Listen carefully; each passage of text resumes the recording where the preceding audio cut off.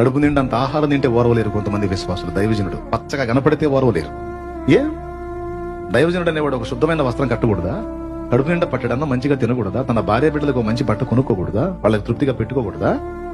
ఏ పొద్దు మీకోసం ప్రార్థన చేసి భర్త ఒక చెప్ప, భార్య ఒక చెప్ప, పిల్లలు 2 చెప్పులు తీసుకొని, అయితే 3 చెప్పులు 4 చెప్పులు, ఎంతమంది పిల్లలు ఉంటే అంత చెప్పులు తీసుకొని పంపలంటే అడుక్కుంటా తిరగాల. దైవజనుడు అప్పుడు బాగుంటుందా మీకు?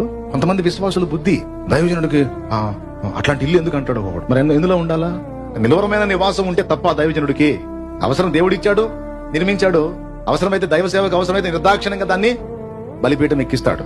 కారు కొనుక్కుంటే ఏడుస్తారు విశ్వాసులు. దైవజనుడికి ఆ కారు ఎందుకు, ఈ కారు ఎందుకు? అరే పిచ్చి మొహమా, మా దైవజనుడికి పట్టడన్నం దేవుడు పెట్టినందుకు స్తోత్రం, ఒక మంచి నివాసం ఇచ్చినందుకు స్తోత్రం, వాహనం ఇచ్చినందుకు కూడా స్తోత్రం అనుకోవాలి. ఎందుకో తెలుసా? దైవజనుడికి దేవుడు ఇచ్చినవి దైవజనుడివి మాత్రమే కదా, అవి నీవి కూడా. రేపు నీకు ఏదన్నా ఇబ్బంది వస్తే తన ఇంట చేర్చుకోడా?